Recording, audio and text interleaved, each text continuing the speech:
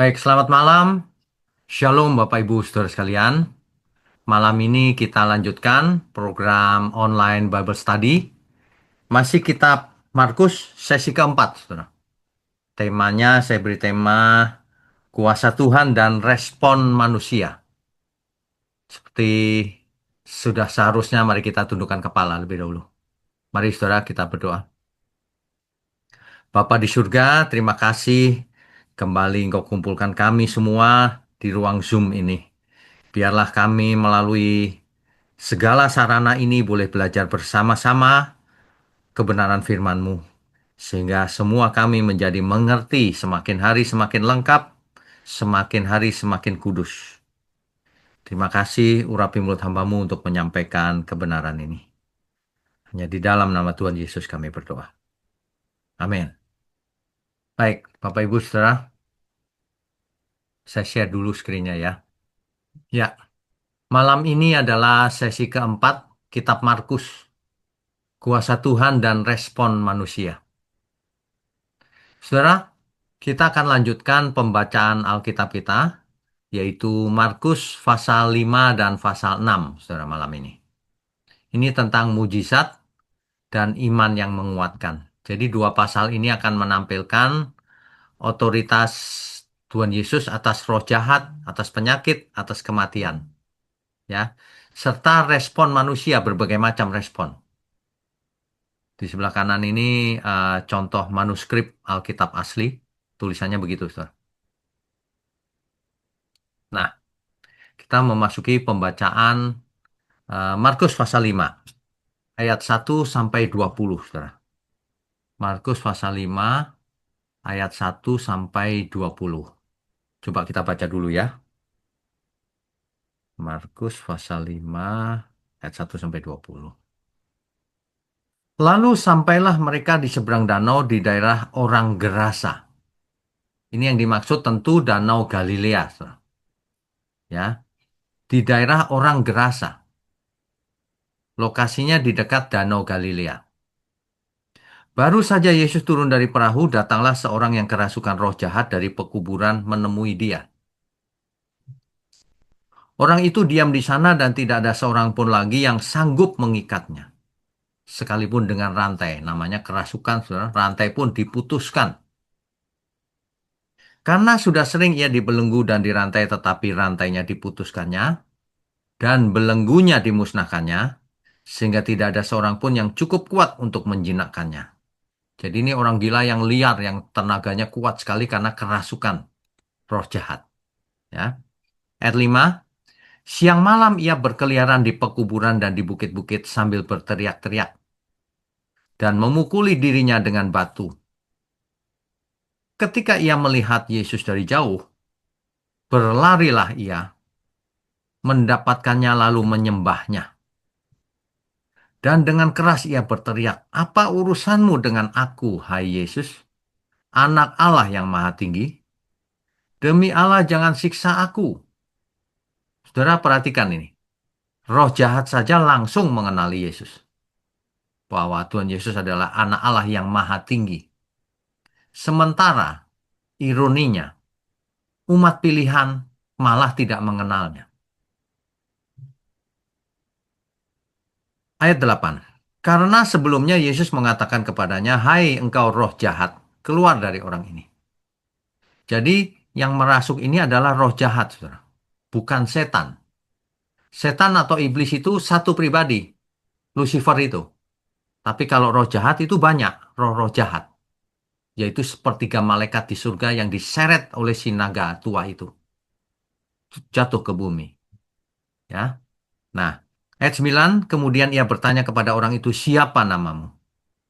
Jawabnya, "Namaku Legion, karena kami banyak." Namanya Legion, saudara. Kenapa? Karena Legion itu artinya banyak sekali. Nanti kita bahas studi katanya. Ayat 10, ia memohon dengan sangat supaya Yesus jangan mengusir roh-roh itu keluar dari daerah itu. Adalah di sana di lereng bukit sejumlah besar babi sedang mencari makan. Lalu roh-roh itu meminta kepadanya, katanya, "Suruhlah kami pindah ke dalam babi-babi itu, biarkanlah kami memasukinya." Yesus mengabulkan permintaan mereka. Lalu keluarlah roh-roh jahat itu dan memasuki babi-babi itu. Kawanan babi yang kira-kira 2.000 jumlahnya itu terjun dari tepi jurang ke dalam danau dan mati lemas di dalamnya. Saudara bayangkan, satu orang kerasukan, roh-roh jahat yang eh, kira-kira jumlahnya 2.000 ini. Roh-roh jahat minta izin masuk ke babi. Babi 2.000 masuk ke jatuh, masuk ke tepi jurang, ke dalam danau, lalu mati. Itu berapa, saudara, kalau dinilai dengan uang hari ini? 2.000 babi. Tentu sangat mahal. Tetapi Tuhan Yesus lebih mengasihi satu jiwa dibandingkan berapapun nilainya. Itu ya. Maka larilah penjaga-penjaga babi itu dan menceritakan hal itu di kota dan di kampung-kampung sekitarnya. Lalu keluarlah orang untuk melihat apa yang terjadi. Mereka datang kepada Yesus dan melihat orang yang kerasukan itu duduk, sudah berpakaian dan sudah waras. Orang yang tadinya kerasukan legion itu, maka takutlah mereka. Mereka takut, saudara.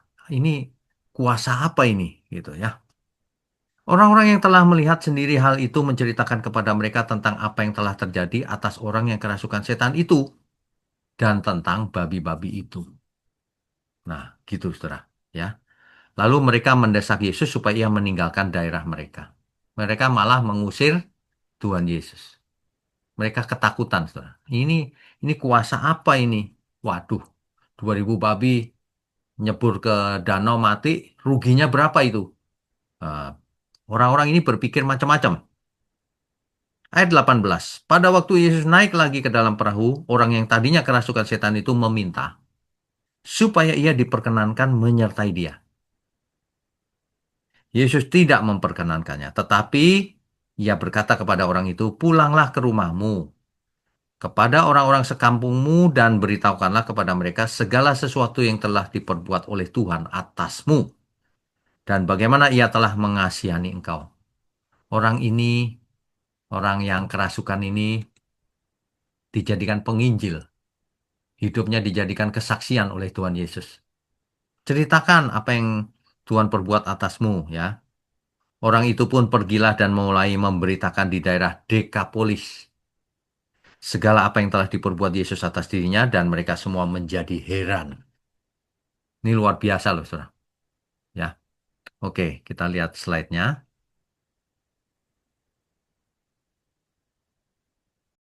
Ya, Bapak Ibu Saudara, sebentar saya warnai dulu ya.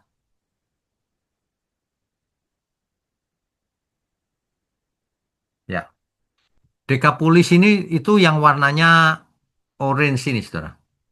Ya, nah, kejadian kerasukan ini disebut orang di seberang danau di daerah orang Gerasa. Saudara tahu Gerasa ini nih, Gerasa. Ini nih, Gerasa. Kotanya ada di situ. Sedangkan Danau Galilea atau Laut Galilea ini, rupanya yang dimaksud daerah orang Gerasa ini luas, saudara. Yang orange ini disebut Dekapolis. Ada beberapa kota, ada 10 kota di dalamnya, termasuk Gerasa ini. Dan kita lihat di samping danau ada yang namanya Gadara. Nah, mungkin Bapak Ibu Saudara tahu Matius pasal 8 ayat 28 menyebut kisah ini adanya di Gadara, bukan di Gerasa, di Gadara.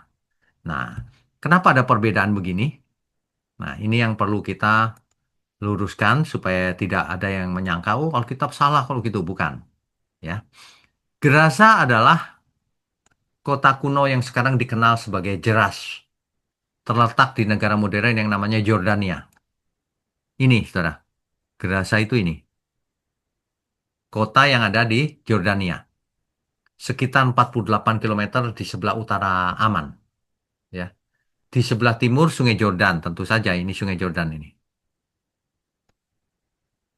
Termasuk wilayah Yunani Romawi pada zamannya Tuhan Yesus. Dan di dalam Perjanjian Baru, peristiwa ini dicatat di tiga Injil. Injil sinoptik, yaitu Matius, Markus, dan Lukas. Ini ya, saudara ya. Nah, tetapi Matius menyebutnya sebagai Gadara. Gadara itu ini, saudara, yang di pinggir danau ini. Jadi yang benar adalah lokasinya Gadara memang. Nah, tapi di Markus disebut daerah orang Gerasa. Ya orang Gerasa bisa saja tinggal di situ juga, nggak masalah, ya. Daerah orang Gerasa. Tapi Matius menyebutnya Gadara, lebih spesifik lagi. Lokasinya Gadara di samping danau, di dekat Danau Galilea. Gitu, saudara. Ya. Nah, jadi perbedaan Gerasa dan Gadara ini tidak ada masalah ya. Karena Gadara itu kota utama administratif yang ada di dekat Danau Galilea. Sedangkan wilayah orang Gerasa ini menunjuk daerah kekuasaan yang lebih luas. Tadi itu. Jadi peristiwa orang kerasukan terjadi di daerah sekitar Danau Galilea. Bukan di pusat kota Gerasa. Karena Gerasa kan jauh tuh. Ini. Gerasa kan ada di sini. Sedangkan Gadara di sini. Yang benar Gadara. Gitu ya. Nah, kemudian Dekapolis itu berasal dari bahasa Yunani Deka 10, polis itu kota. Artinya 10 kota. Kalau saudara hitung ya, Philadelphia, Gerasa, Pella, Sitopolis, Gadara, dan seterusnya ini jumlahnya 10. Yang diwarnain orange itu. Itu adalah federasi kota-kota Yunani Romawi di wilayah timur Israel. Wilayah ini kalau hari ini meliputi Yordania, Israel, dan Suriah. Ya. Nah, di dalam Alkitab, Dekapolis itu disebut di Markus 5 ayat 20, Markus 7 31, dan Matius 4 ayat 27. Makna teologisnya apa? Ini maknanya penting nih, saudara.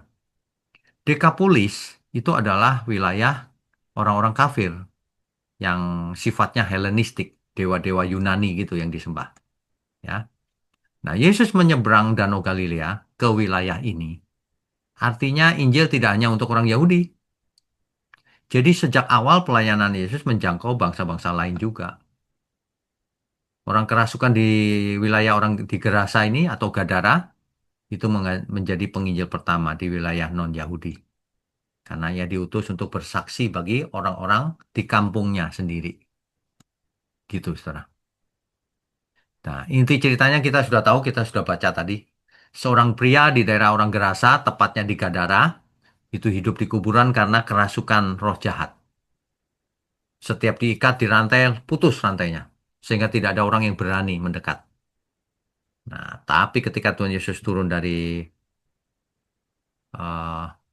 dari perahu, orang gila ini langsung menyongsongnya dan ketakutan. Ia menyebut Yesus sebagai anak dari yang maha tinggi, anak Allah yang maha tinggi. Ya, dan dia menyebut dirinya Legion. Kemudian diusir ke kawanan babi, 2.000 babi. Hal ini menunjukkan bahwa Yesus punya otoritas terhadap dunia roh dan dunia nyata. Nah ini, Legion. Legion ini artinya adalah satuan militer Romawi, kira-kira 6.000 tentara. Suatu gambaran kuasa yang besar, terorganisir, dan destruktif. Jadi yang kerasukan roh jahat orang ini, roh jahatnya banyak sekali. Mungkin 6 ribuan juga. Gitu. Menggambarkan yang banyak sekali. Makanya dia kuat sekali, rantai pun putus. Tapi melihat reaksi ini, kejadian ini, seluruh warga responnya apa? Nah, perhatikan nih. Kuasa Tuhan nyata, tapi manusia meresponinya bagaimana? Yang pertama, warga takut. Kemungkinan takut ada kerugian besar kan secara ekonomi. 2.000 babi mati. Atau ketakutan-ketakutan lainnya, ini kuasa apa ini? Makanya mereka mengusir Yesus pergi. Dan lelaki yang disembuhkan itu, jadi respon warga mengusir Yesus. Tapi respon lelaki yang disembuhkan, mau ikut Yesus nggak boleh, ia malah pulang memberitakan apa yang dialaminya. Jadi ia menjadi pemberita kabar sukacita bagi bangsanya yang belum mengenal Tuhan. Tuhan bisa pakai siapa saja, saudara. Kuasa Tuhan nyata, tapi respon manusia menentukan juga apakah manusianya itu selamat atau tidak. Nah, kemudian di ayat 21 sampai 43, Di situ dikisahkan tentang anak Yairus, ya, yang sedang sakit parah hampir mati. 21 sampai 43, Saudara. Jadi Markus pasal 5 ayat 21 sampai 43. Coba kita baca sebentar ya. Markus 5 ayat 21. Sesudah Yesus menyeberang lagi dengan perahu, orang banyak berbondong-bondong datang lalu mengerumuni dia, sedang ia berada di tepi danau. Datanglah seorang kepala rumah ibadat yang bernama Yairus. Jadi Yairus ini adalah kepala rumah ibadat. Ketika ia melihat Yesus, tersungkurlah ia di depan kakinya. Saudara, Yairus ini kepala rumah ibadat loh, saudara. Terhormat. Ia tersungkur di depan kaki Tuhan Yesus. Dan memohon dengan sangat kepadanya, anakku perempuan sedang sakit, hampir mati. Datanglah kiranya dan letakkanlah tanganmu atasnya, supaya ia selamat dan tetap hidup. Lalu pergilah Yesus dengan orang itu. Orang banyak berbondong-bondong mengikuti dia dan berdesak-desakan di dekatnya. Adalah di situ seorang perempuan yang sudah 12 tahun lamanya menderita pendarahan. Rupanya dalam perjalanan Tuhan Yesus ke rumah Yairus, ada seorang perempuan yang sudah 12 tahun menderita pendarahan. Ia telah berulang-ulang diobati oleh berbagai tabib, sehingga telah dihabiskannya semua yang ada padanya. Hartanya habis untuk berobat. Namun sama sekali tidak ada faedahnya, malah sebaliknya keadaannya makin memburuk. Dia sudah mendengar berita-berita tentang Yesus, maka di tengah-tengah orang banyak itu yang mendekati Yesus dari belakang dan menjamah jubahnya. Sebab, katanya, asal ku jamah saja jubahnya, aku akan sembuh. Ini iman luar biasa ini. Asal ku jamah jubahnya, aku akan sembuh. Seketika itu juga berhentilah pendarahannya dan ia merasa bahwa badannya sudah sembuh dari penyakitnya. Langsung sembuh. Mujizat, saudara. Ayat 30 menarik juga untuk kita perhatikan baik-baik di sini. Pada ketika itu juga Yesus mengetahui bahwa ada tenaga yang keluar dari dirinya. Ada kuasa yang keluar dari dirinya. Lalu ia berpaling di tengah orang banyak dan bertanya, siapa yang menjamah jubahku? Saudara, Tuhan Yesus tidak tahu loh siapa yang menjamah dia. Tapi ia merasakan ada kuasa yang keluar dari tubuhnya. Ini menunjukkan bahwa Tuhan Yesus sedang menjadi manusia. Ia tidak maha tahu sedang di bumi. Ya, yang menjamah siapa ini? Gitu. Dia cari-cari siapa yang jamah. Murid-muridnya menjawab, engkau melihat bagaimana orang-orang itu berdesak-desakan dekatmu dan engkau bertanya siapa yang menjamah aku? Ya nggak tahu, kata muridnya. Lalu ia memandang sekelilingnya untuk melihat siapa yang telah melakukan hal itu. Perempuan itu yang menjadi takut dan gemetar ketika mengetahui apa yang telah terjadi atas dirinya, tampil dan tersungkur di depan Yesus. Dan dengan tulus memberitahukan segala sesuatu kepadanya. Maka katanya kepada perempuan itu, hai anakku, imanmu telah menyelamatkan engkau. Pergilah dengan selamat dan sembuhlah dari penyakitmu. Bapak Ibu Saudara, kalau kita baca selamat ini bukan berarti selamat pasti masuk surga loh. Bukan itu. Selamat di sini maksudnya selamat dari penyakitnya itu. Sembuh maksudnya. Sebab kalau setelah itu perempuan itu tidak bertobat ya nggak masuk surga juga. Ya, jadi ingat ya, mujizat tidak menyelamatkan kita menjadi masuk surga. Mujizat menyelamatkan kita dari penyakit, dari gangguan, kesehatan gitu ya. Tapi urusan masuk surga itu cerita lain lagi. Makanya mujizat bukan yang utama yang harus kita kejar. Yang harus kita kejar adalah nama kita yang terdaftar di surga. Yaitu kalau melakukan kehendak Bapa kita yang di surga. Bukan karena mengalami mujizat lalu pasti ke surga. Enggak. Bukan begitu, saudara. Ya. Jadi ingat kata menyelamatkan kau. Imanmu telah menyelamatkan kau. Di sini adalah imanmu telah menyembuhkan kau. Menyelamatkanmu dari penyakitmu itu. Gitu. Ayat 35. Ketika Yesus masih berbicara, datanglah orang dari keluarga kepala rumah ibadat itu. Orang dari keluarga Yairus itu datang dan berkata, anakmu sudah mati. Apa perlunya lagi engkau menyusah-nyusahkan guru? Jadi Yairus dikasih tahu oleh orang suruhannya, keluarganya, anakmu udah mati, nggak usah nyusahin guru lagi. Gitu kira-kira. Ya. Lalu Yesus tidak tetapi Yesus tidak menghiraukan perkataan mereka dan berkata kepada kepala rumah ibadat, yaitu Yairus, jangan takut, percaya saja. Gitu ya. Jangan takut, percaya saja. Lalu Yesus tidak memperbolehkan seorang pun ikut serta kecuali Petrus, Yakobus, dan Yohanes, saudara Yakobus. Mereka tiba di rumah kepala rumah ibadat dan di sana dilihatnya orang-orang ribut. Karena sudah mati kan? Menangis dan meratap dengan suara nyaring. Sesudah ia masuk, ia berkata kepada orang-orang itu, mengapa kamu ribut dan menangis? Anak ini tidak mati, tetapi tidur, kata Tuhan Yesus. Tetapi mereka menertawakan dia, maka diusirnya semua orang itu. Lalu dibawanya ayah dan ibu anak itu dan mereka yang bersama-sama dengan dia masuk ke kamar anak itu. Lalu dipegangnya tangan anak itu, katanya, Talitakum, yang berarti, hai anak, aku berkata kepadamu, bangunlah. Seketika itu juga anak itu bangkit berdiri dan berjalan, sebab umurnya sudah 12 tahun. Semua orang yang hadir sangat takjub, heran sekali, saudara.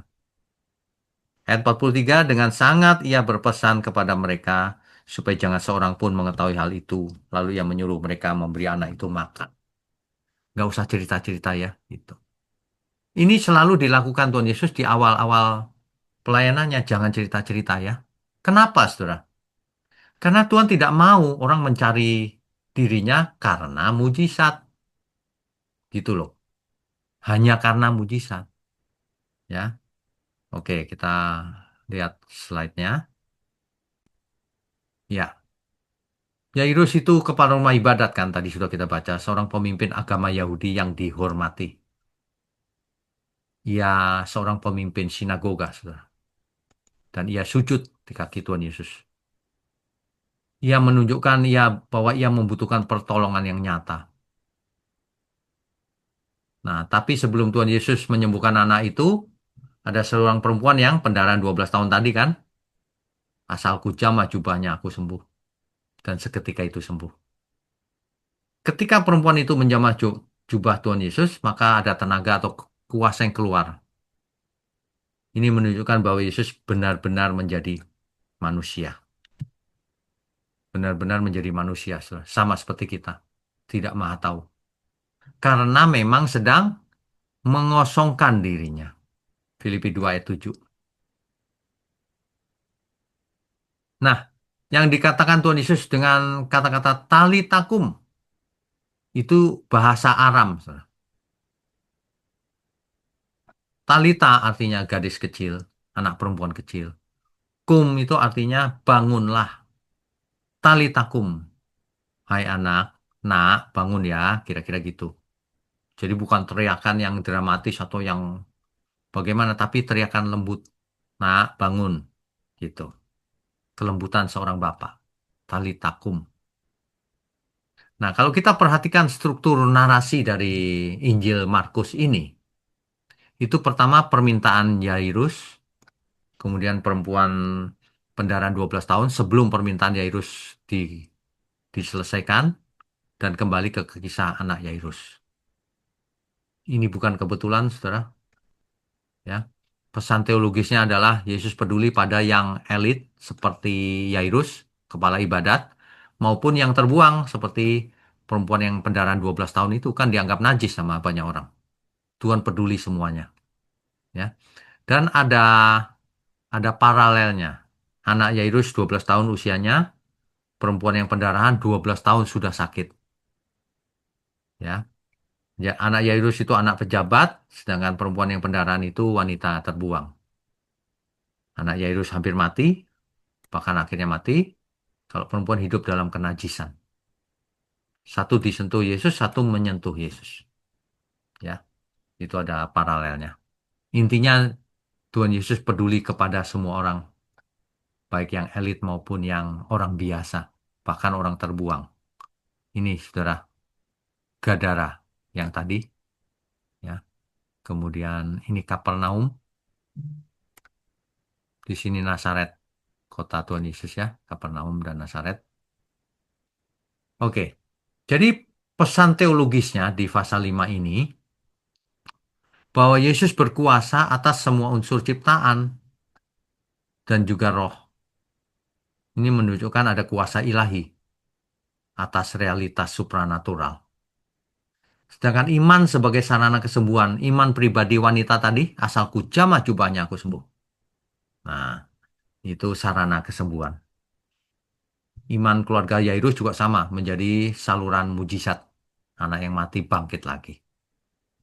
Sedangkan kesaksian sebagai respon, manusia yang mengalami mujizat, responnya apa? Manusia yang mengaku percaya, responnya apa terhadap anugerah Tuhan? Jadi jangan cuma menerima kuasa Tuhan, responnya apa? Respon itu membawa misi. Dipanggil untuk memberitakan kuasa Allah. Demikian juga kita semua, saudara. Kita dipanggil untuk menjadi saksi bahwa kita murid Tuhan Yesus. Makanya setiap kali kita melakukan perjamuan kudus, itu dalam rangka mengingat apa yang sudah ia lakukan bagi dunia ini. Sehingga semua orang yang melihat kita melakukan perjamuan kudus, mengerti, oh sedang memperingati apa yang sudah Tuhan lakukan. Sehingga mereka pun memuliakan Tuhan. Begitu maksudnya. Ya. Pasal 6, saudara. Markus pasal 6 ayat 1 sampai 6.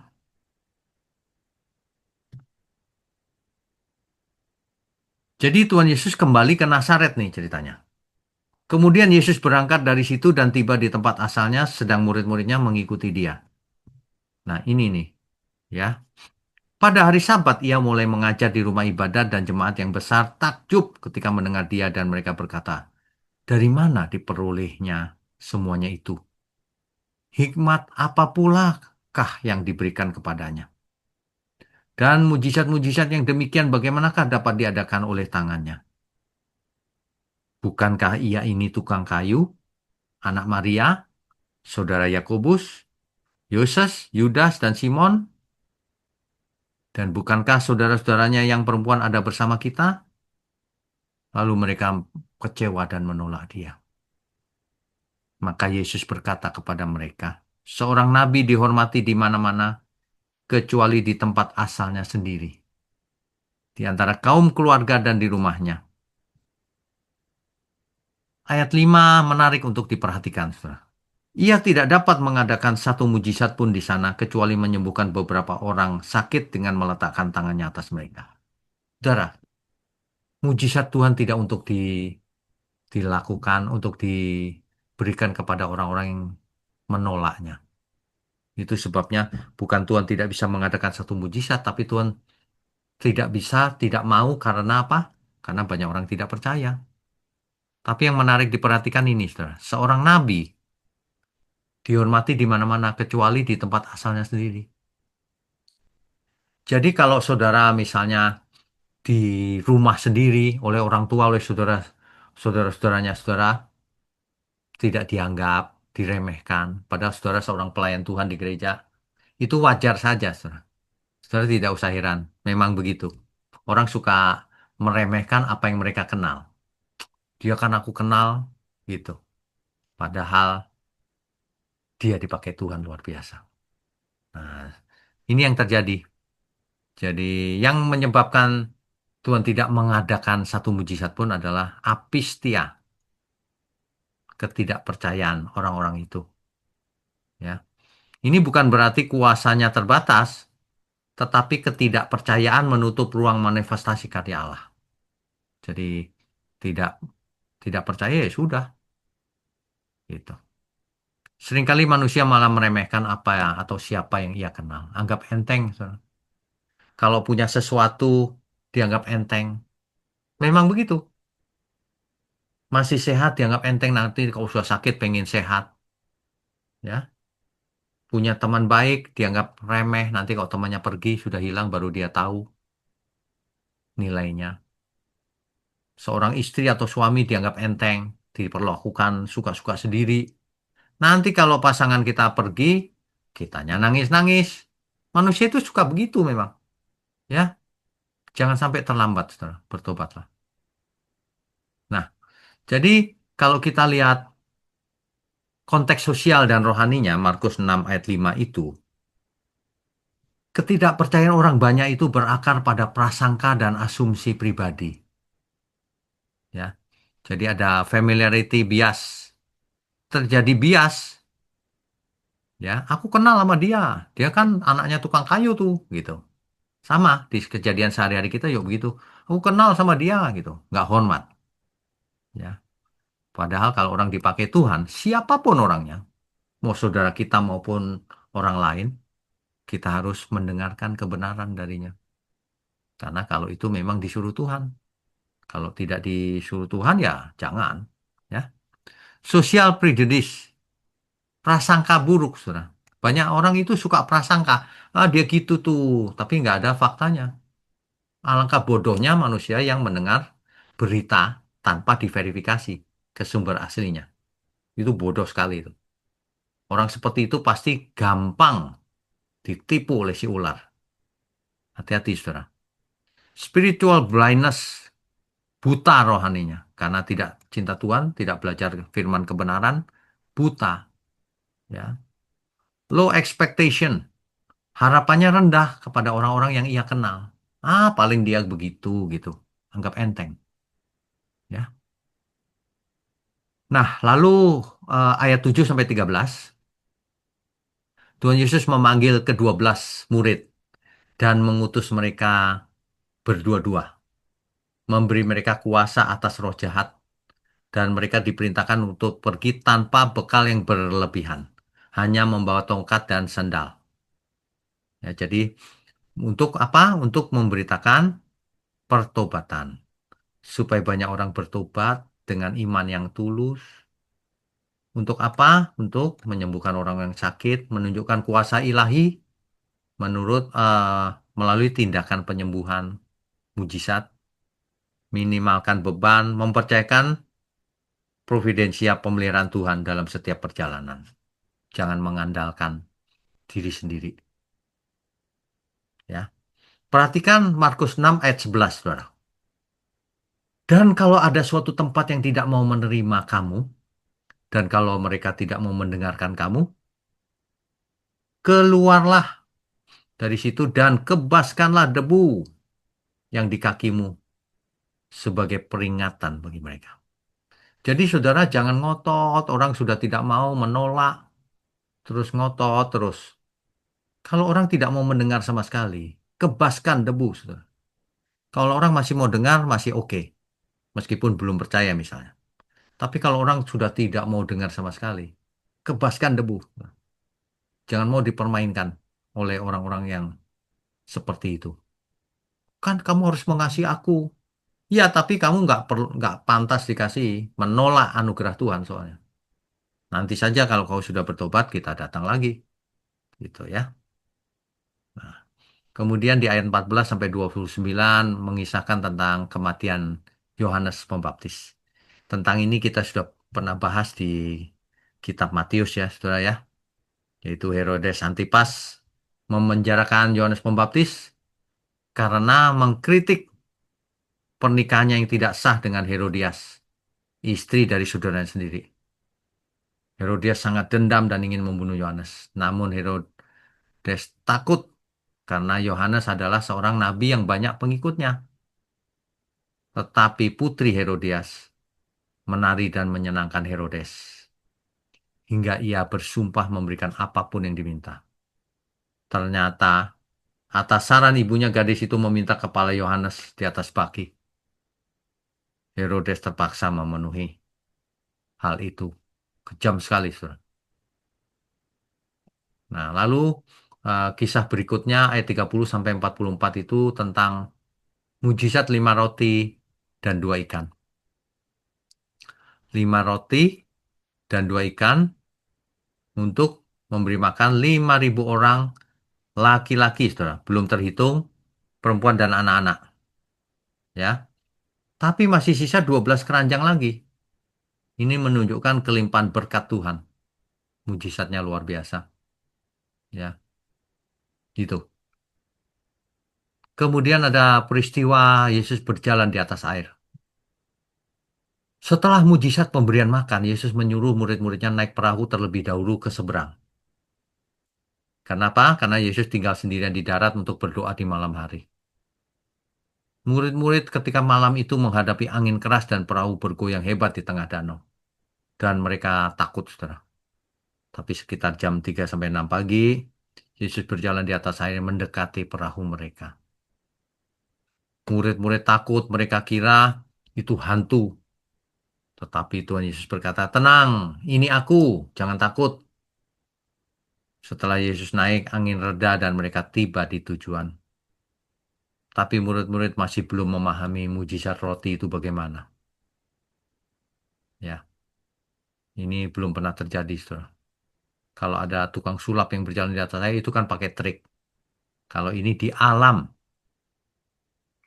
Nah, setelah itu ayat 53 sampai 56, itu Yesus berkeliling bersama murid-muridnya, menyembuhkan orang-orang sakit di banyak desa, di banyak kota, sehingga beritanya makin hari makin menyebar Tuhan Yesus ini. Ya, orang-orang membawa yang sakit, menyentuh jubahnya, dan semuanya sembuh. Jadi kuasa kesembuhan yang dilakukan Tuhan ini nyata dan penuh belas kasihan. Ia tidak menolak siapapun yang datang kepadanya dengan iman. Mau orang elit, mau orang sederhana, awam, semua dilayaninya, semua disembuhkannya. Begitu, saudara. Jadi kesimpulannya, kuasa Tuhan Yesus itu mengubah hidup. Ya, bahwa kuasa Tuhan Yesus berdaulat atas roh jahat, penyakit, dan kematian. Hasilnya kesembuhan, kehidupan yang baru, dan panggilan untuk bersaksi. Tantangan kita semua, yaitu kalau ada ketidakpercayaan dari orang-orang yang kita hadapi. Ya, tapi itu bisa diatasi dengan iman, iman dengan tindakan yang nyata. Kalau orang tidak percaya juga, tidak mau dengar, kebaskan debu, saudara. Jangan buang-buang waktu. Itu perintah Tuhan Yesus. Ya, Bapak Ibu Saudara, kita pembacaan kita dua pasal ini seharusnya mendapatkan atau mengajar kita banyak sekali hikmat. Saudara jangan lupa setiap kebenaran itu disimpan di hati, disimpan di pikiran. Sehingga ketika kita menghadapi masalah dunia ini, tantangan dunia ini, kita ingat firman kebenaran. Baik, kita bisa lanjutkan dengan diskusi dan tanya jawab tentunya. Yang pertama, Ibu Pendeta Lina, silakan kalau mau bertanya apa. Sebentar ya, saya buka dulu. Silakan di-unmute. Ya, sudah. Ya, selamat malam Pak. Selamat malam. Cuman mau ini aja Pak, kan tadi di pasal 6 ayat yang 1 sampai 6a itu kan tadi Bapak katakan bahwa mujizat tidak terjadi karena orang-orang yang menolak ya Pak. Ya, Tetapi hari-hari ini kan kita melihat ya Pak, bagaimana orang yang menyembuhkan khusus hanya menyembuhkan orang-orang, tetapi mereka itu tidak percaya gitu Pak. Tetapi terjadi juga kesembuhan. ya. Jadi sebenarnya begini, orang-orang itu tidak percaya dan tidak mau menerima kesembuhan ya nggak terjadi. Tapi kalau orang minta tolong, meskipun belum beriman dengan benar, ditolong oleh Tuhan. Makanya Oh. hanya terjadi ada kesembuhan juga, Bu, Iya menyembuhkan terjadi beberapa orang Pak, iya sakit, justru, iya kecuali justru menyembuhkan karena beberapa memang orang sakit. terjadi, iya, Tetap iya terjadi, terjadi, iya, ya. Yang iya. tidak terjadi Tapi mereka, terhadap orang yang tidak percaya, yang menolak. Kalau orang misalnya menolak, seperti itu Pak, maksud saya gini, tadi kan kata Bapak kan tadi di daerah Yesus sendiri kan nggak terjadi mujizat karena memang mereka menolak karena ya, tahu siapa Yesus. Ya, Tetapi hari-hari ini kan kita melihat ada banyak beberapa hamba Tuhan yang kita melihat mereka khusus hanya untuk menyembuhkan siapa aja yang minta kesembuhan secara fisik memang sih, ya. tanpa mereka percaya tetap sembuh gitu Pak maksud saya. Artinya Tetap mereka disembuhkan. percaya, artinya mereka percaya bahwa kesembuhan dari Tuhan terjadi. Kalau nggak, ngapain mereka datang? Mengerti ya? Walaupun nggak menerima ini ya Pak ya, karena mereka terang-terangan nggak menerima Yesus sebagai Tuhan dan Juru Selamat Pak. Ya, tapi mereka percaya mujizat itu terjadi. Iya terjadi, iya betul Yang ini, betul terjadi. Iya. kasus ini adalah mujizat pun ditolak. Ya nggak bisa dong. Hmm, Nah, iya iya iya jadi mereka percaya bahwa bisa sembuh meskipun tidak mau terima Tuhan Yesus juga. iya. Ya oke lah, sembuh Jadi dulu kalau gitu. iya ya. Jadi Tuhan pun akan ini ya Pak ya, walaupun orang itu nggak percaya maksudnya sebagai Tuhan dan Juru Selamat, tetapi ketika didoakan mereka percaya untuk kesembuhan fisik bisa bisa terjadi ya, karena memang Bisa, nyata sembuh gitu ya. bisa karena kuasa Tuhan tidak dibatasi oleh apapun sebenarnya. Oh, iya, oke, Nah, siapa oke tahu, Pak, terima kasih. ya, siapa tahu waktu sembuh malah akhirnya percaya juga. Nah, bisa juga Iya, iya, gitu. iya. Berarti Ya, kita nggak boleh menghakimi ya Pak ya. nggak boleh, nggak boleh. Walaupun mereka istilahnya memang sengaja hanya didoakan-doakan aja gitu, mau percaya Tuhan Yesus atau tidak sebagai Tuhan dan Juru Selamat, yang penting sembuh-sembuh yang datang itu gitu. Bagian kita melakukan bagian kita. Kalau Tuhan suruh, kita Iya, salurkan iya, berkat iya. itu. Entah itu Iya, mujizat, entah iya, itu iya. apa. Iya, iya. Ya, Gitu. terima Ya. kasih Pak. Tuhan Oke, berkati. Tuhan Ya. berkati. Berikutnya Ibu Mariana, silakan. Ya Pak, Pak saya mau tanya, kan waktu roh jahat itu lihat Tuhan Yesus, mereka minta masuk ke babi itu ya Pak. Ya, Kenapa ke babi ya Pak? Apa karena pada saat itu tidak ada apa yang lain, atau karena di daerah itu banyak babinya, atau gimana? Apa ada makna lain gitu loh Pak, selain begitu aja gitu? ya baik. Di di Alkitab tidak ditulis kenapanya, Hmm, tetapi kalau orang menganalisa, ya bisa-bisa aja karena interpretasinya banyak, Bu. Karena babi itu kan hmm, haram. hmm. Jadi diizinkan oleh Tuhan Yesus, misalnya gitu ya. Sama-sama kotor gitu maksudnya ya Pak? Ya, ya, Hmm, itu cuma salah satu analisa saja, belum tentu benar ya, 100%.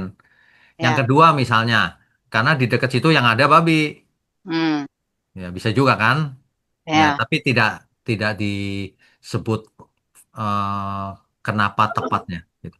iya. Tapi yang Oh jelas, itu ya. yang Hmm. pasti benar adalah Tuhan menghargai, sangat mengasihi jiwa manusia.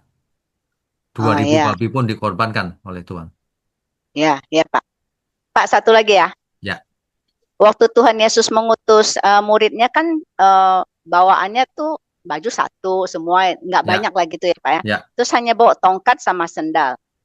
Apa itu juga ada maknanya Pak? Tongkat itu Iya. apa makna otoritas, lalu sendal itu Oh, maknanya apa gitu Pak? Apa gitu Pak? kalau itu maknanya begini, jangan terlalu banyak bawa bekal, nanti nggak gesit jalannya. Nah, Hmm. makna teologisnya adalah percaya saja sama pemeliharaan Tuhan, Hmm. jangan mengandalkan kekuatan sendiri, gitu. Lagi pula, ketika mereka diutus, kan diberi kuasa atas roh jahat, Hmm. ya kan? Itu cukup, Ya. gitu. Sudah Oh, dibekali, yang lebih penting, oh. gitu. Nah, sedangkan tongkat sama sendal itu ada maknanya nggak Pak? Nggak, Nggak ada ya? nggak. Bukannya tongkat itu otoritas gitu, seperti kayak Ya, dulu Musa oke, itu. baik. Baik, kalau mau menafsir seperti itu, boleh-boleh saja. Ya. Oh Nah, ya itu ya ya. namanya tafsir alegori, Bu. Alegori itu Iya. ya bisa-bisa aja gitu, dipas-pasin bisa, nggak apa-apa. Iya Pak. Tapi kalau saya menghindari alegori, Bu. Kalau nggak ada Ah, ah. dasarnya, saya nggak mau. Oh ya. Pokoknya intinya bawa secukupnya, bahwa Ya, Tuhan yang pelihara gitu ya Pak ya. ya, ya. Ya ya. Nah, yang Oke lebih oke. penting sudah diberikan oleh Tuhan. Kuasa atas Hmm, roh jahat. iya. Oke. Sehingga dengan tongkat pun cukup gitu kayak gitu ya Cukup, Pak ya. Iya cukup. oke oke. Hmm. Ya paham Pak. Ya. Oke. Lagi pula Ya ya, Bu. Lagi pula, ya. kan mereka sudah lihat 5 roti 2 ikan memberi makan Banyak banyak orang, orang. 5.000 Hmm. orang. Ya Nah, masa kamu khawatir gitu loh. iya. Mungkin Ya. kemungkinan lagi Tuhan mau mengajarkan mereka. Kamu itu aja begitu bisa kok, kamu sekarang khawatir mau bawa roti banyak lah, apalah ya nggak perlu lah. Ya. Ya, Bisa Pak. juga namanya analisa kan, Ya, gitu ya. ya, Pak. Paham, Hmm, Pak. Ya udah. oke. Makasih ya, Pak. Ya, Tuhan Tuhan berkati. berkati. Berikutnya Pak Budi. Shalom Pak Viknyo. Shalom. Pak, izin off cam ya Pak? Ya, boleh. Pak, sebelumnya saya izin tanya apakah kalau saya mau tanya soal kitab Wahyu apa bisa Pak? Di luar Nggak konteks bisa. yang Nggak bisa. nggak Ini bisa lagi Pak ya? Markus. Oke Pak, Itu kalau gitu. Terima terlalu kasih jauh Pak. itu, Pak. Iya, iya Pak. Nanti yang lain aja Pak kalau gitu. Ya, ya. Oke. Saya undur dulu. Thank Kalau you Pak. gitu, Ibu Meme, silakan. Shalom Pak Wino. Shalom. Sinin Kuala ha. Sini Kuala. Pak, saya Ya. mau tanya nih Pak tentang roh-roh jahat tadi ya Pak ya. Kan itu roh-roh itu meminta diusir ke kawasan babi-babi, 2000 babi gitu ya Pak. Ya. Terus kemudian terjun ke danau dan mati. Apakah Ya. babinya yang mati atau juga roh-roh jahatnya juga mati ya Pak ya? Ya, babinya yang mati. Roh jahat nggak bisa mati, Bu. Roh itu Oh tidak jadi, bisa mati. jadi roh jahat itu nggak bisa mati ya Pak? Nggak bisa mati. Jadi bertambah-tambah gitu. Nggak bertambah ya. Jumlahnya tetap. Kan mereka tidak kawin. Ya. Jadi kematiannya, ujung kematiannya di mana Bung Pak? Nggak bisa. Nanti ketika Tuhan Yesus datang kembali, barulah penghakiman itu dibuang ke neraka itu. Gitu ya Pak ya. Ya. Iya Pak yang ngerti. Satu Manusia lagi, juga nggak bisa mati loh rohnya. Roh kita nggak bisa mati loh. Ketika kita mati kan rohnya keluar. iya. Nggak mati. Ya. Iya, iya. Satu lagi Oke. boleh ya Pak ya? Ya, boleh. Saya mau tanya nih Pak, mengapa Yesus meminta orang yang disembuhkan itu untuk menceritakan perbuatannya di lingkungan rumahnya, berbeda dengan mujizat lain yang sering diminta untuk dirahasiakan ya Pak ya? Oke.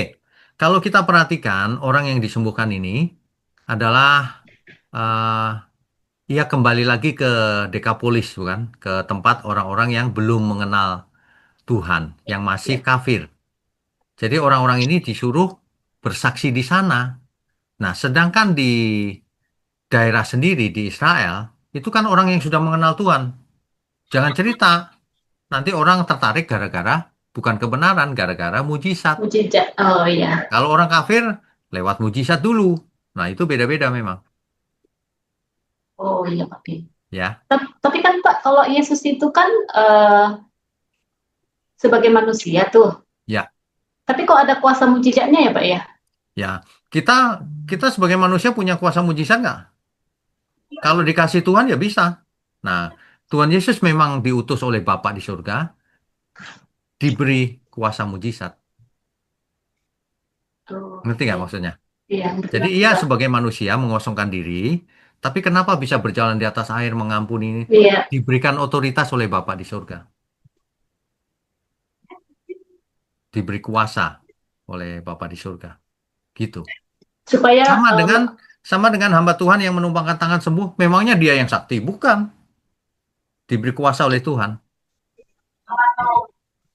atau supaya menunjukkan Tuhan Yesus itu adalah anak Allah gitu ya Pak ya? Ya, itu juga. Makanya ada yang komentar dari orang-orang itu, ia mengajar dengan kuasa.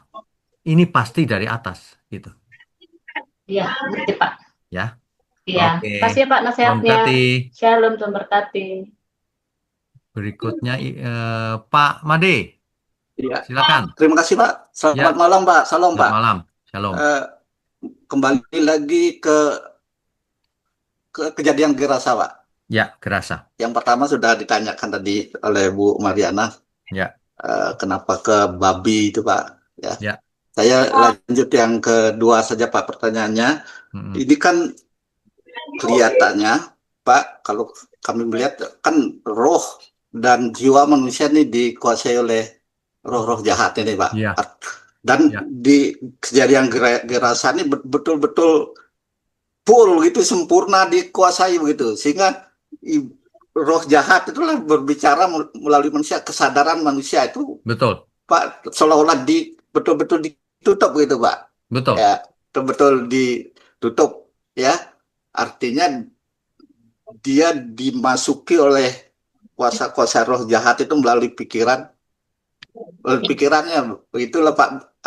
Karena kalau kalau pemikiran saya Pak ya, kalau orang Kristen Pak, tatkala dia memang sudah mengerti firman Tuhan dan firman itu memang betul-betul melekat di dalam dirinya, kan pikirannya udah bisa dipengaruhi oleh roh-roh jahat itu Pak. Ya Kecuali memang. dia memang dipengaruhi begitu Pak. Gitu. Ya Nah benar. Memang. pertanyaannya Pertanyaannya apa? apa artinya kemungkinan kalau orang-orang yang memang tidak percaya itu kemungkinan akan lebih besar akan di bisa full dikuasai oleh roh jahat. Kalau orang Kristen barangkali seperti kita semua orang-orang percaya, kira-kira agak sulit Pak kalau memang betul-betul memang kita orang percaya dan memang firman Tuhan itu sebagai senjata roh dan sebagainya itu kan melekat dalam kita sebagai perisai kita. Itu aja Pak, saya kira Oke, Pak. baik. Mungkin ada. Ya. Jadi gini Pak, ketika kita bertobat dan sungguh-sungguh bertobat, Roh Kudus diberikan kepada kita. Roh Kudus itu Roh Allah yang Maha Tinggi loh Pak. Ya. Kalau kita ada Roh Kudus, kira-kira bisa nggak roh jahat masuk? Ya nggak bisa. Tidak mungkin. Kalau ada yang bisa Ya. kerasukan, dua kemungkinannya. Yang pertama itu bukan kerasukan, tapi sakit jiwa. Yang kedua, Ya. mungkin ada hidup dalam dosa diam-diam. Sehingga tidak ada Roh Kudus dalam dirinya. Bisa juga, kita nggak tahu yang mana kan. Makanya kita tidak boleh menghakimi juga dalam hal ini. Gitu Pak. Jadi memang roh jahat itu bisa mengambil alih kesadaran manusia Pak. Kan dalam sehari-hari kita sering mendengar kan, situ kerasukan, gelepar-gelepar, nggak sadar dan sebagainya. Memang begitu. Ya. Ya. Terima kasih Pak. Oke, Karena Tuhan berkati. banyak kejadiannya di Bali juga Pak. Biasanya dulu Iya, kami ya. Di Jawa juga banyak Pak kejadian Ya. seperti itu. Oke, Terima kasih Tuhan banyak berkati. Pak. Malam Pak. Malam-malam Tuhan berkati. Ibu Rahayu, silakan. Malam Pak, maaf Selamat malam. izin ya Pak. Ya, silakan. Saya nyalain nggak bisa. Saya mau tanya Pak, di Markus 5 ayat 10, mengapa roh-roh jahat itu memohon dengan sangat supaya Yesus jangan mengusir roh-roh itu keluar dari daerah itu Pak? Maksudnya dari daerah Gerasa itu maksudnya gitu ya Pak? Oh, itu mah nggak usah dipikirin Bu. Namanya roh jahat, dia maunya begini begitu ya terserah dia aja. Tapi kan nggak gitu. dikasih oleh Tuhan. Akhirnya masuk ke babi boleh. Oh iya Pak. Yang kedua Pak, apakah orang Gerasa itu mengusir Yesus dari kota mereka apa karena takut nanti ada lagi ternak mereka nanti yang dirasuki terus jadi terjun lagi gitu Pak atau bagaimana? Tidak ditulis karena apa, tapi kalau kita pikir-pikir, mereka takut itu juga. Oh iya. Yang kedua, mungkin mereka pikir ini kuasa apa ini? Kok luar biasa begini? Ya, mereka takut kali. Karena mereka belum percaya kan, jadi mereka nggak tahu ini kuasa apa gitu. Oh, Bisa iya. juga. Ya. Ya. Ya, itu aja Pak. Oke, Tuhan berkati. Makasih Pak. Ya, berikutnya Pak Oto, silakan Pak.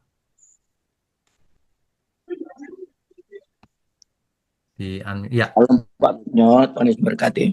Ya. Pak, saya masih bertanya masalah babi tadi di Matius 5 ayat 13 Pak. Ya. Yang sudah berkali-kali ditanya gitu, dan saya gini, babi itu kan termasuk finansial yang besar Pak. Ya, Kemudian saya pernah bertanya ini berkali-kali kepada hamba-hamba Tuhan gitu. Hanya satu pernah yang menjawab itu bahwasanya di Dekapolis itu kan banyak kuasa kegelapan. Ya. Mereka mencari kekayaan itu dari kuasa kegelapan itu, dan kuasa kegelapan itu meminta ini barang saya, makanya kembalikan kepada saya. Makanya itu setan-setan atau yang apa itu masuk kepada babi-babi itu. Mohon penjelasannya Pak. Oke, itu tidak ada di Alkitab Pak. Kalau itu ngarang-ngarang ya terserah situ. Kalau saya sih nggak mau ngarang-ngarang begitu. Oke Pak. Ya. Kalau bisa tahu cerita itu dari mana itu, nggak ada dasarnya sama sekali. Mungkin alegori, Pak. Alegori. Alegori Alegori. tapi kejauhan, Pak. Ya, Terus eh, kita itu juga diberikan kekuatan di mana tuh yang kedua nih Pak, diberi ya, kekuatan untuk mengambil sakitnya orang lain. Itu yang saya rasakan Pak, mengambil sakitnya orang lain karena kita tahu bahasanya dia nggak kuat dengan sakit yang ada pada dirinya. Itu kita tahu bahasanya sangat menyiksa bagi dirinya. Dan saya meminta kepada Tuhan, Tuhan kalau boleh sakitnya itu pindahkan kepada saya. Saya minta tolong Tuhan, dan itu terjadi pada saya Pak. ya. Itu Pak, hanya itu saya punya Oh, itu kesaksian saja. Pak. Iya Oke, Paknya. oke. Tuhan berkati, Pak Oto. Terima kasih Pastor Wiknyo, Tuhan Yesus memberkati. Selama aku mengikuti Pastor Wiknyo, Ya, Tuhan Yesus memberkati. oke, amin. Berikutnya Pak Irwan, silakan Pak. Shalom Pak. Shalom. Selamat pagi dari sini Pak. Pagi ya, selamat pagi juga. Ya. Pertanyaan saya Pak, kalau kita ingin tahu apa tujuan mujizat waktu itu? Apakah untuk menunjukkan kekuasaan Tuhan, termasuk juga sesudah Tuhan bangkit, masih banyak mujizat misalnya oleh murid-muridnya? Apakah Ya. sebenarnya tujuannya untuk pada waktu itu? Ya, yang pasti Pak, mujizat itu untuk menunjukkan kuasa ilahi bahwa yang ini datangnya dari surga, gitu. Ya, dan kita harus ingat Tuhan Yesus lahir dari anak tukang kayu. Jadi diperlukan mujizat-mujizat supaya orang tertarik dan mendengar ajarannya, bukan tertarik mujizatnya gitu. Nah, yang ditakutkan Tuhan Yesus, yang dikhawatirkan orang hanya mencari dirinya hanya karena mujizat, itu salah. Gitu Pak. Lalu Pak, yang kedua, kalau kita tarik ke zaman sekarang Pak, apakah kita bisa asumsi mujizat seperti ini yang nyata dan clear gitu? Apakah Oke, baik. masih ada dengan adanya penginjilan dan sebagainya Pak? Oke, kalau kita mengerti bahwa Allah kita itu tidak berubah, tentu saja kuasa mujizat masih ada. Pertanyaannya, apakah mujizat itu diperbuat Tuhan di zaman sekarang? Bisa ya, bisa tidak. Tapi saya yakin kalau Tuhan menginginkan mujizat terjadi, ya pasti terjadi juga, Pak. Contohnya yang saya lumpuh 3 minggu itu, Pak, langsung berdiri loh saya, Pak. Setelah saya tengking dalam nama Yesus. Nah, apakah itu bukan mujizat? 3 minggu loh, Pak, bukan main-main. Amin. Langsung berdiri. Nah, saya ngalamin sendiri, Pak. Jadi, mujizat masih ada, udah pasti. Cuman, menurut saya ya, mujizat jangan dijual-jual. Kenapa? Sama seperti zaman Tuhan Yesus. Jangan mengajarin orang mencari Tuhan supaya dapat mujizat. Salah itu. Kita mencari Tuhan supaya kita menjadi anak Bapa di surga. Karakternya berubah. Mujizat pasti mengikuti kita. Gak usah mujizatnya yang penting. Seolah-olah mujizat itu tujuan hidupnya. Salah. Jangan jadikan mujizat sebagai tujuan. Tujuannya kita mau jadi anak Allah. Hidup kudus, tak bercacat, tak bercela, mengerti firman kebenaran, lakukan dalam hidup ini. Hidup yang kudus dan berkenan. Kan begitu. Satu lagi Pak, boleh Pak? Ya, ya. Saya kenal seseorang yang sebenarnya sakit, tapi dia menolak misalnya obat-obat dari dokter. Dengan alasan misalnya, biarkan mujizat Tuhan terjadi pada saya gitu. Oh, Apakah itu suatu yang kurang bijak dalam hal ini Pak? Sebenarnya kita tidak bisa menghakimi begitu, Pak. Sebab apa? Sebab setiap orang punya pengalaman pribadi. Tetapi itu tidak boleh diajarkan ke jemaat. Nah, kalau itu sudah membuat rumus namanya. Tapi kalau pribadi, ya boleh-boleh saja. Setiap kita kan punya pengalaman pribadi dengan Tuhan. Tiap orang kan beda, Pak. Kalau ia disuruh Tuhan untuk tidak ke dokter, ya nggak apa-apa, terserah dia. Tapi itu tidak boleh ngajarin jemaat. Misalnya saya nih ngajarin jemaat, kok sakit nggak boleh ke dokter ya? Wah, saya salah besar itu. Nggak boleh menjadikan rumus. Yang tidak ada di Alkitab nggak boleh dijadikan rumus. Gitu. Individu ya Pak? Iya, individu kalau dia yakinnya begitu ya nggak apa-apa juga ya, terserah dia lah. Contohnya gini Pak, contoh nyata nih ya, contoh nyata. Waktu saya lumpuh 3 minggu, saya nggak ke dokter loh Pak. Karena kenapa? Saya merasa dokter nggak bisa ngapa-ngapain, mau nggak jelas kenapa. Sakit sekali. Saya nggak ke dokter sama sekali. Setelah 3 minggu saya tangking baru saya berdiri langsung. Nah, makanya kalau orang tidak kenal dengan saya, mereka pikir saya nggak percaya mujizat. Salah, saya mengalami mujizat. Tapi bukan itu tujuannya. Saya harus mengajar kebenaran, bukan mengajar mujizat. Gitu loh. Begitu, Pak. Terima Ya. kasih Pak. God bless. Oke, Tuhan berkati.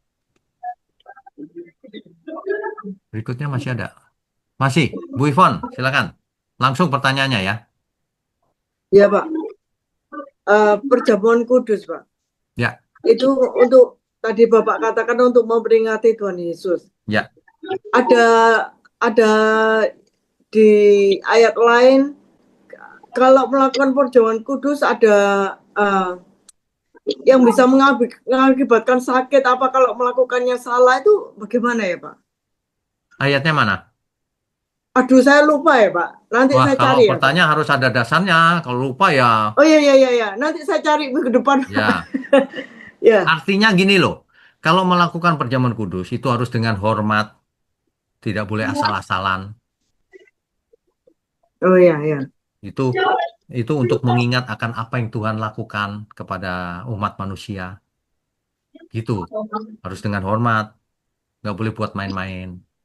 Nah, gitu. Iya. Ya. Oke. Ada lagi Kedua, pertanyaan? iya. Kedua yang mengebaskan debu itu. Kalau mengebaskan debu itu, apakah kita masih berdoa untuk orang itu atau sudah goodbye? Perhatikan kalimatnya. Mengebaskan debu. Artinya keluar dari rumah itu. Ini kan kasusnya para murid ada di rumah orang itu. Nggak mau Iya. mendengar, ya udah keluar aja, ngapain di situ. Nah, kalau soal mendoakan ya silakan didoakan, nggak apa-apa. Oh Oke, iya. saja. Ya Iya. kan? Iya. Ketiga Pak, bagaimana sikap kita kalau mengetahui orang yang ke gereja mau, ke kelenteng dia mau, ke dukun dia mau, semua Oke, mau. baik. Itu namanya sinkretisme. Sinkretisme itu artinya mencampur. Tuhan mau, setan mau, siapa aja mau. Nah, itu sudah pasti ditolak Tuhan. Sudah pasti. Karena tidak mungkin orang punya 2 Tuhan, atau 3 Tuhan, atau 4 Tuhan. Tuhan itu cuma satu, Tuhan Yesus. Kok dia, itu nyeleweng namanya. Itu namanya selingkuh rohani. Ditolak Tuhan pasti. Kan banyak orang kayak gitu kan pikiran, nggak apa-apa lah ke dukun, supaya sehat. Supaya nggak disantet misalnya. Iya, tapi itu menyakiti hati Tuhan. Kenapa kok nggak bisa terbuka ya Pak? Sudah mendengarkan banyak firman, kok nggak bisa? Bagaimana ya Pak? Karena firman yang dia dengar lembek atau bahkan salah. Karena itu makanya nggak berubah. Puluhan tahun jadi Kristen nggak berubah. Dari dulu yang kalau ke gereja pengen ngalamin mujizat melulu, pengen sembuh melulu, dompet diangkat biar kaya. Yang model perdukunan begitu dilakukan. Ya nggak maju-maju selama-lamanya. Mana ngerti mereka bahwa hidup ini harus mengorbankan diri untuk Tuhan. Karena datang mengangkat dompet, pengen dompetnya diisi Tuhan duit. Aneh nggak itu begitu-begitu tuh? Nggak ada di Alkitab itu. Ya? Ya Oke. sudah saya kirim-kirimi khotbah firman ya. Dia nggak mau dengar itu. Kalau dia mau dengar dia Iya, berubah. rasanya keras hatinya Pak. Iya. Jadi maksudnya motivasinya dia sendiri, mau keinginan dia sendiri ya. Yang membuat seseorang tidak berubah itu dirinya sendiri. Dirinya sendiri ya. Iya, dengar aja nggak mau. Ya dengar aja nggak mau ya bukan salah siapa-siapa, salah diri sendiri nanti kalau suatu hari menghadap Tuhan ya. Salah siapa? Nggak usah ditanya, salahmu dewe. Oke? Ya sedih loh Pak. Iya, sedih aja. Atau suatu hari dia mau.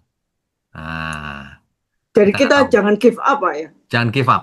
Ya, kirimin aja. Ya, saya terus kirimi ya Pak. Iya, kirimin aja. Ya. Oke. Terima kasih, Pak. Ya, Tuhan berkati. Selamat tahun baru Cina, Pak. Selamat tahun baru. Udah Kok lewat juga. sisinian? Oke, ya. Ya, Tuhan Yuk, mau berkati, Tuhan Pak. berkati. Terima kasih. Berikutnya Pak Bambang, silakan Pak. Di-unmute Terima dulu, kasih Pak. Pak Pendeta, Ya, baliknya ya. Pak. Ini kami yang pertama kali baru masuk ini Pak. Oh, Bapak di kota mana? Iya, kami di Kartasura Sukoharjo, Jawa Tengah Pak. Oh, dekat Solo ya, Pak? Iya Pak, betul dekat Oh, saya Solo senang Pak. loh. Saya senang ke Solo. Solo Iya, makanannya kapan-kapan cocok. nanti kami jemput Pak kalau ke Solo Pak. Iya, Pak, silakan. Ada satu pertanyaan Pak Pendeta. Ini Ya. tadi sebenarnya pertanyaan saya itu sudah ditanyakan Bu Meme.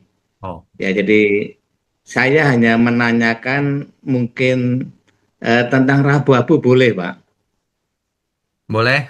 Kenapa, Pak? Jadi gini Pak, kami selama ini di gereja kami Ya, diadakan Rabu-Abu itu kami tidak ikut Pak. oke. Kami merasakan tidak nyaman begitu. Oke. Nah ini kami bagaimana Pak? Ini apakah saya salah atau tidak? Tapi karena saya mendengarkan banyak video-video Pak Pendeta itu, bahwa kita itu sudah zaman baru, zamannya Tuhan Yesus itu banyak sekali ke Injil gitu. Itu kami pegang. Terima kasih Pak. Baik. Jadi begini, Pak. Yang namanya Rabu Abu dan sebagainya itu kan tradisi. Tradisi itu tidak di gereja, di Alkitab maksud saya, tidak diajarkan harus begitu. Tapi itu dalam rangkaian liturgi sebenarnya. Liturgi gereja. Kan nggak semua gereja juga begitu. Nah, jadi melakukan itu boleh apa enggak? Ya kalau orang mau ya boleh-boleh saja kan tidak, apa ya namanya ya, tidak menambah iman, tidak mengurangi iman juga. Melakukan dan tidak melakukan. Itu kan memperingati menuju Prapaskah kan. Nah, tapi kalau gereja kita nggak, nggak ada lagi. Begitu-begitu nggak ada. Prapaskah ya setiap hari harus kita hidup benar. Gitu. Jadi nggak terlalu ini Pak. Bukan sesuatu yang wajib dilakukan. Itu produk Oke. gereja lokal. Jadi kalau seseorang Ini. berjemaat di gereja itu ya ikuti saja aturannya. Kalau enggak ya nggak bakalan Tuhan marah juga. Gitu. Itu. Tidak semua gereja sama sih. Itu Pak. Iya. Ya. Oke, Tapi terima yang kasih. tidak boleh ditawar adalah kita harus hidup kudus, tak bercacat, tak bercela, melakukan Betul. kehendak Tuhan. Kalau itu nggak boleh Iya. ditawar, gitu. Betul Pak. Ya. Ada lagi, Pak Bambang?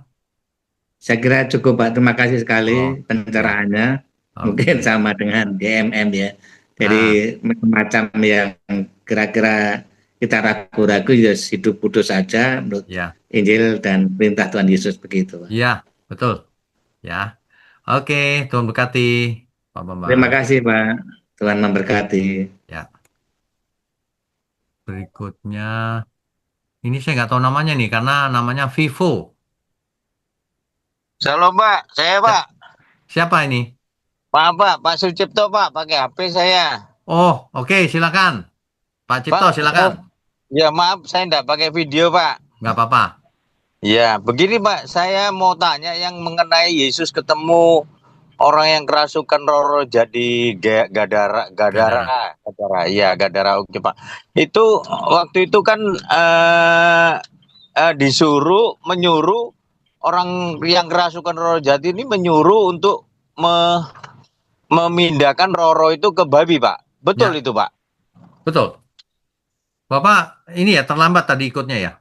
Iya, saya tadi ada acara di Mama itu ada ulang tahun, tapi saya pakai HP kan. Tadi sudah dibahas Ya, Pak. Nanti diulang di gitu, YouTube-nya ya. Koreksi Pak. Itu, Pak ya. Tapi berarti Yesus menurut itu Pak, menurut roh jahat itu Pak ya? Bukan menurut dalam rangka apa? Roh jahat itu minta izin, ya udah nggak apa-apa, masuk babi kan nggak ada artinya buat satu jiwa manusia, gitu loh. Oh, tapi itu memang fakta betul seperti itu Pak ya? Iya betul. Betul Pak ya? Ya. Oh iya ya. Ya itu aja Pak. Terima kasih Pak. Ya. Oke. Tuhan berkati, Sebenarnya Pak. atas seizin Tuhan, apapun bisa terjadi. Contohnya lagi, roh jahat datang kepada, si iblis datang kepada Tuhan. Itu Ayub percaya gara-gara ada pagar sih di sekelilingnya. Coba aku angkat. Ya udah kamu kerjain situ kalau, tapi jangan diambil nyawanya. Diizinkan Tuhan. Bukan berarti Tuhan nurut sama itu, bukan. Diizinkan aja. Oke, kalau Tuhan nggak izinkan nggak akan terjadi juga. Oke, berikutnya Pak Georgie. Terakhir, silakan. Ya, shalom Pak Wignyo. Shalom. Selamat pagi. Ya, pertanyaan saya itu ini. Jadi tadi pertanyaan Bu Pendeta Lina itu kan dari orang yang sakit yang tidak percaya terus mendapatkan kesembuhan. Ya. Kemudian yang saya mau tanyakan kalau misalnya orang itu percaya, bahkan mungkin jemaatnya gembala tersebut, cuman kalau dilihat dari cara penyampaian pendeta atau gembala tersebut, itu tidak sesuai dengan firman Tuhan. Bukan masalah kesembuhan ya, tapi misalnya dalam tadi ke teori teologi kemakmuran, gitu kan dia tidak sesuai dengan firman Tuhan. Tapi Oke, mengerti. pada saat dia mengadakan KKR tes penyembuhan, itu bisa terjadi kuasa penyembuhan gitu. Bisa, Apakah tentu itu saja memang bisa. itu memang apa dari kuasa Tuhan atau bagaimana Pak? Oke, jadi begini. Ketika seseorang dengan tulus datang kepada Tuhan melalui gereja, ingin mendapatkan kesembuhan, meskipun gereja itu misalnya ngajarnya salah, tapi kan Tuhan melihat hati si jemaat itu, bukan melihat hamba Tuhannya. Oh, dia tulus tuh. Ya disembuhkan sama Tuhan. Bukan karena hamba Tuhannya. Tuhan mau sembuhkan dia, ya bisa aja 1-2 orang, bisa. Kenapa tidak? Oke. Mengerti Berarti ya maksudnya ya? terjadi kesembuhan karena iman dari yang sakit ya Pak ya? Iya, karena iman dari yang sakit. Atau yang sakit tidak ngerti apa-apa, tapi pengen sembuh Tuhan. Kalau engkau memang benar Tuhan, tolong sembuhkan aku. Ya dikasih sama Tuhan. Meskipun kadang-kadang pendetanya nggak benar misalnya. Bukan karena pendetanya kok, Tuhan mengasihi jiwa orang itu. Oke, Pak. Berarti sebenarnya kalaupun dia tidak melalui KKR penyembuhan itu, dia datang kepada Tuhan dengan iman ya, berarti dia bisa mengalami kesembuhan juga ya Pak? Sangat bisa. Karena apa? Karena Tuhan menyembuhkan bukan melalui KKR saja. Tidak melalui apa-apa juga sembuh. Saya nggak di gereja, saya lagi di rumah. Lumpuh 3 minggu. Saya tangking langsung berdiri setelah 3 minggu. Ya. Ya. Ya Pak, terima kasih Pak. Oke. Tuhan berkati. Sudah Tuhan selesai. berkati. Baik, Bapak Ibu Saudara, mari kita tundukkan kepala. Bapa di surga, terima kasih untuk malam hari ini. Kami semua sungguh diberkati dengan kebenaran firman-Mu ini. Biarlah dari hari ke hari kami menjadi semakin mengerti, semakin dewasa. Terima kasih untuk GMM, Gereja Mula-Mula. Tuhan berkati, Tuhan lindungi, Tuhan pimpin. Agar menjadi gereja yang benar, gereja yang berkenan bagi Tuhan. Terima kasih untuk seluruh jemaat Tuhan dimanapun berada. Tuhan berkati kami semua. Ya, di dalam nama Tuhan Yesus kami berdoa dan mengucap syukur. Haleluya. Amin. Amin.